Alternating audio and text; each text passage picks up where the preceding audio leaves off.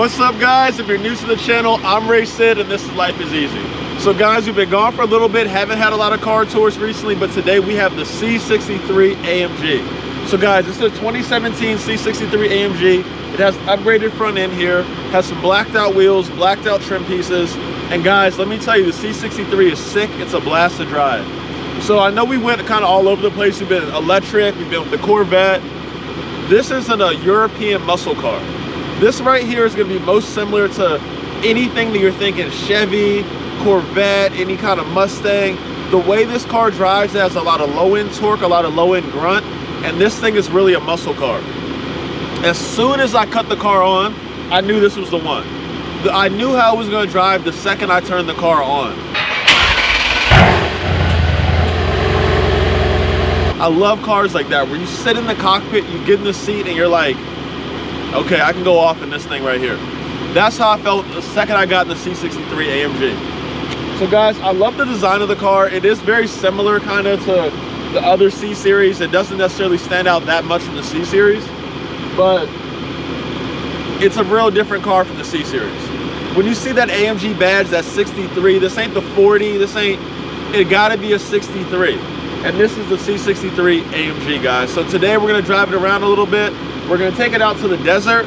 We're gonna take it back to LA, hopefully get some food, and kind of give you a walk around the C63 AMG. Guys, I know we're going to these fuel, economical vehicles and all that, and I love electric cars too, but if I'm gonna get something mean, it's gotta be a 63 AMG. It's gotta be a big motor. It's gotta have a twin turbo. So let's pop the hood and see what they got under here.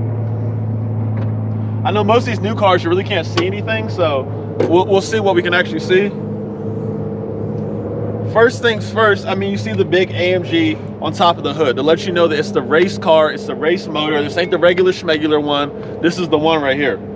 And then the two turbos sitting right there in the middle. I love it. I love it. Again, a lot of plastic on these new cars, but they really did a good job of letting you see these turbos here. And I'm sure if you mod this car, you can make this engine bay look sick. I can only imagine seeing two big twins sitting in there on this motor. This thing's nasty. So next, guys, I want to kind of go around this car. Obviously, this is a convertible, so it's a little bit different from the, coupe or whatever. I love convertibles just for the simple fact of having the extra airflow with the top up or down. I know for some people, they're like, oh, it's too sunny. There's a lot of sun on me when I'm in a convertible.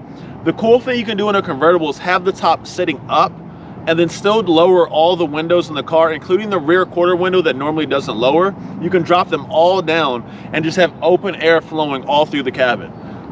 So, I mean, come on, in Southern California, it's supposed to be the winter. Back home where I'm from, it's snowing, and it's a beautiful day to have the windows down here. So the convertible kind of gives you that option of open cabin, top up, or complete top down, open cabin, plenty of airflow. We're going to the beach.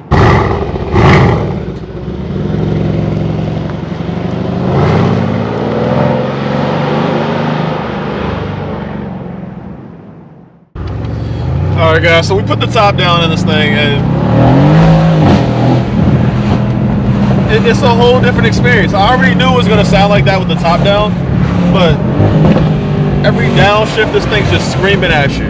Like, I'm sure the sound is trash in here, but I wanted you guys just to hear how mean this thing sounds, man. Like, you almost have to get the convertible when you get a car like this, just so you can hear how loud everything is, all the pops and gurgles and burbles, and it's just a sick car. It's a sick car, and on a nice day, I don't know if there's a better setup than this right here. All right, guys, so we're back at the crib. Had to switch clothes real quick. We're going to the off-road spot, so I didn't want to get too dirty, so I just dressed like I'm covered in dirt already with all the brown and green. We're gonna take the C63 out there, take it on a little highway drive, see how it is on the highway. It's a great day to have the drop top down, so we're gonna do that. But so far, the car's a blast. As you guys know, the C63 is just a powerhouse. That's what they brought to the table. They brought power to the table with this car, and honestly, every time I push the gas, I feel that. The weird thing to me, though, I'll be honest, is that for some reason, I already am kind of over the power. It is an easy car to make fast, like I said, so that's not the end of the world, but I'm surprised that I'm not as wowed by the power already. So we're gonna take the car out, enjoy it on the highway, put a couple more miles on it, probably blow through another half tank of gas here, and talk some more crap about the C63 AMG. All Alright guys, so as much crap as everyone's going to talk about, you know, riding around with the top back in a convertible, especially as like a guy by yourself, I feel like you really can't just be riding around with the top back sometime. But it's so nice just to be riding with the top back. Like this whole vibe here. Got Nolly over here again. It's just, it's definitely a whole vibe with the top back cruising through the city in Southern California. And I can kind of see why somebody would want to grab a convertible over the coupe. You know, I know you lose some of the structural rigidity of a car that has like a solid roof, but on a day like today, having the top back's pretty nice.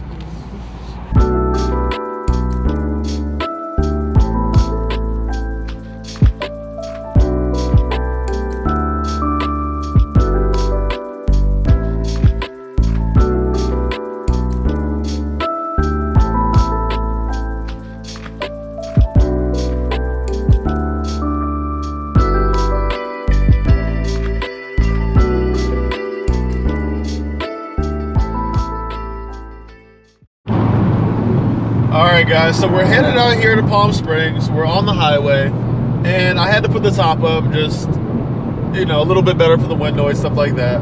But what we're really seeing is that the car can actually be pretty comfortable in comfort mode. I know there's a criticism of the car that it's like a pretty bumpy car, and, you know, people give the C63 a lot of crap for that. And it definitely is a rougher ride than most other cars. I would say even more rough than the M4 as well. But this car here is pretty usable for a long drive. The seats are pretty comfortable. I mean, Mercedes is the king of creature comfort. So they have heated seats, they have cooled seats, they have a heated neck. I mean, the car is really comfortable to drive in for a long trip. It definitely is going to eat up some gas. We've already killed half a tank in like literally half a day.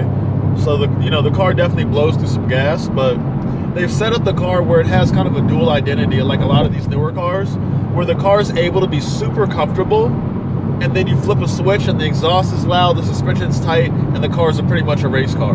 So I think that's really a dope thing that they've been able to include with these cars. One thing that I also noticed is that Mercedes does a great job of allowing you to kind of pick what you want. So you have switches for every kind of setting. You have switches for suspension, you have switches for your exhaust, you have switches for traction control, and you can kind of set up individually what you want. So you could have soft suspension with the exhaust open, or, you know, different things, traction control off, everything off. So I think they do a really good job of allowing each person to set up the car exactly how they want the car set up.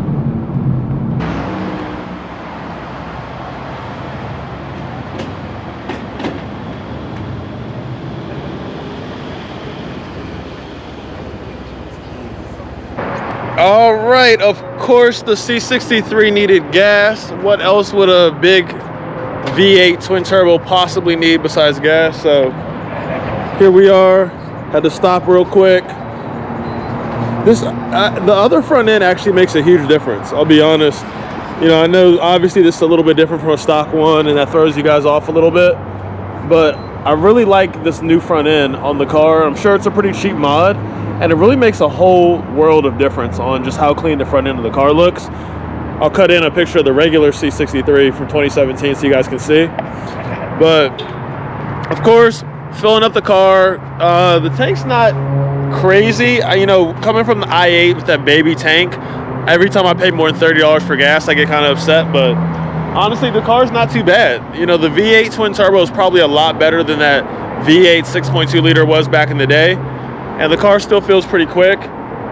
Something about it though, like when I downshift and I hit the gas, I feel like the 6.2 just had a little bit more sit you back in your seat than this one does. But obviously power wise, these cars are very similar. So you know, that might just be my personal preference, might just be what I'm thinking, but I just felt like that car was a little bit more aggressive than this car. But this car is plenty aggressive enough for almost everyone out there. And again, if you mod it, if you put downpipes on this, just do a couple things to this car, it's going to be a whole different animal for super cheap. So I'm not talking any crap about this car. I just think that straight out of the box, the old C63 seemed to me to be a little bit more aggressive than this car. But I'm going to grab this gas. We're going to keep heading out, and we'll be in Palm Springs soon. The car's been a blast on the highway, like I was saying earlier. Super easy to drive. You know, love driving with the top back. And I really don't have too many complaints about the C63. Will I say it's more fun than the M4? Honestly, yeah, because the M4 to me wasn't the sharpest car ever. I haven't driven a GTS or M4 competition or any of that, but for me, the M4 wasn't quite that sharp, and this car here just seems to be a little bit more fun to drive than the M4 was. So if it was my money on it, I'd probably go C63 over the M3, M4 setup.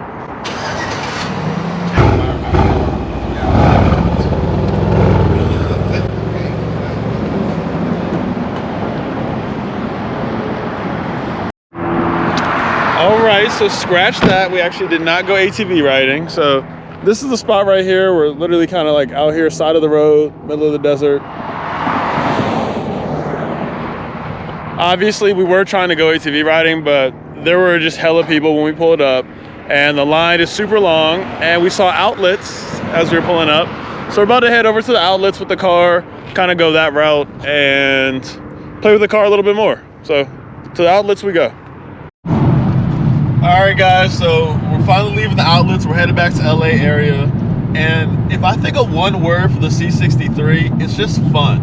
And, you know, this one here, the twin turbo, the all motor, whatever you get, it's fun. You know, we were driving with a pack of a couple other AMGs, and just seeing what this car is and just how this car makes people feel, I really feel like this is for someone who's a real enthusiast, who likes the noise of a car, who likes that power, who likes to hit the pedal and just feel yourself move back, feel that torque. You know, it almost takes me back to like old school, you know, Mustang drivers and stuff like that, but with a little more class. You know, and I don't think it's a bad thing. You know, we're all going to these electric cars where, you know, the Model S Plaid Plus is gonna put the smackdown on everything. But there's something about just having an angry car, something about a muscle car. And the Mercedes does a really good job of giving you that muscle car feel, but with a little bit more refinement. You know, the guys who are buying, you know, Mustangs, Camaros, Hellcats, all this type of stuff, you know, these guys aren't going to want to buy an M3. I can see that kind of buyer stepping into a C63 AMG though, and I think that's an interesting position to be in. A luxury muscle car. I like what they did here. All right, guys, so it's the real big debate. What's better, Mercedes or BMW interiors?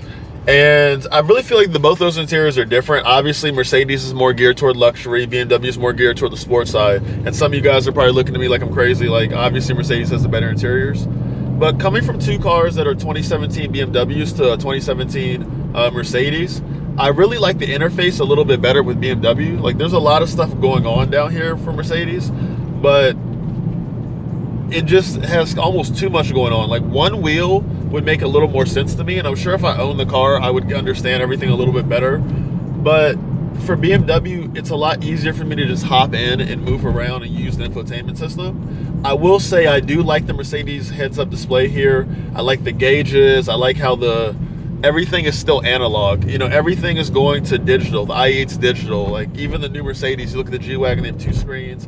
Everything is digital.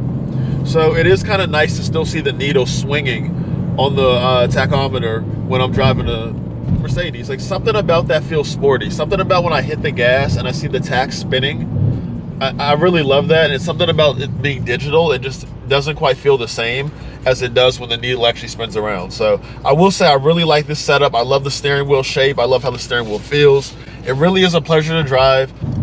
I kind of want to go into how the car feels. The steering of this car is set up really in that luxury way that Mercedes kind of goes, more so than how BMW likes to go the sportier route. I kind of feel like it's a little dead in the center. So when I'm sitting here and I'm playing with the car and I'm feeling the wheel at dead center here, there is a little bit of play. Where for me, I like a sporty car where the car darts with every movement. And obviously it's something that you're driving on a long trip, it's something that you're driving often. It's kind of annoying for a car to be so touchy. And that's, I'm assuming, why Mercedes kind of erred on this side here. But I love a quick steering rack. I love a quick steering ratio. And for this car here, it just seems to be a little bit more soft. And again, it has a little bit of a dead spot here where I can move the wheel without the car darting back and forth. I think that's why a lot of guys really like to drift this car, is because it's just kind of soft steering. Like you can just stomp on the gas and it's very assisted. It's very easy to steer this car. So part of that is probably why guys really love drifting cars like this.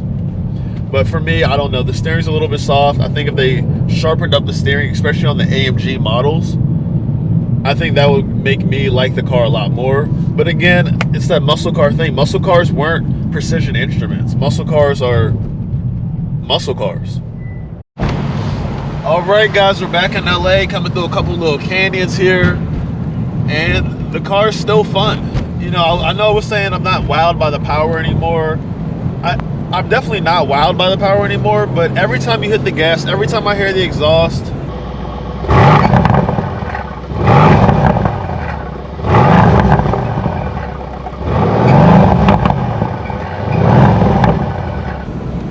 that thing just is perfect. So for me, this is the kind of car that I would love to hop in on a weekend, hop in on a Saturday, a nice day, and really enjoy it. I'd love to mod this. I'd love to put a big exhaust on this car and just have it not be practical at all. That's kind of how I feel about this car.